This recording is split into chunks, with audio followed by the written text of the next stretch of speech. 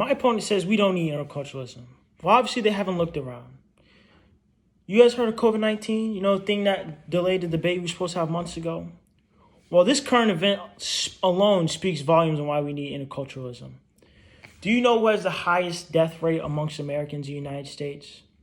It's not the older population. It's not the young population. It's not white Americans. No, it's African Americans. They have the highest mortality rate amongst anybody else in the United States.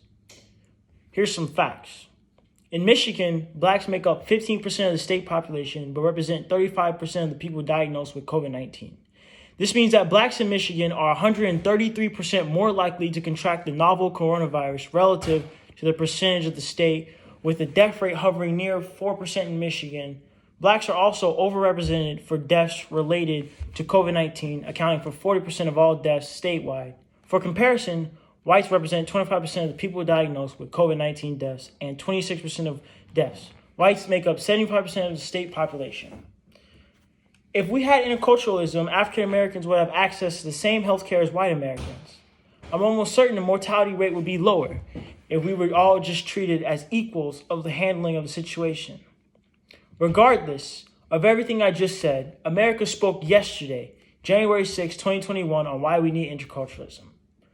The Trump supporters who stormed the Capitol yesterday because they lost a Democratic election were treated humanely. They weren't severely beaten, hardly maced, and only one person was shot and killed. That says a lot, since they stormed the Capitol building while it was in session. Had these been Black Lives Matter protests, that would have been a completely different story yesterday. It would have been a massacre. Hundreds of people would have been killed. The need for interculturalism in this country, in this world, is astronomical. The fact that the Black Lives Matter people were peacefully protesting and were maced, beaten, shot with rubber bullets, while these domestic terrorists were able to storm into the Capitol building while in session and practically unharmed is outrageous and shouldn't have been tolerated. There needs to be a change, and interculturalism needs to be recognized.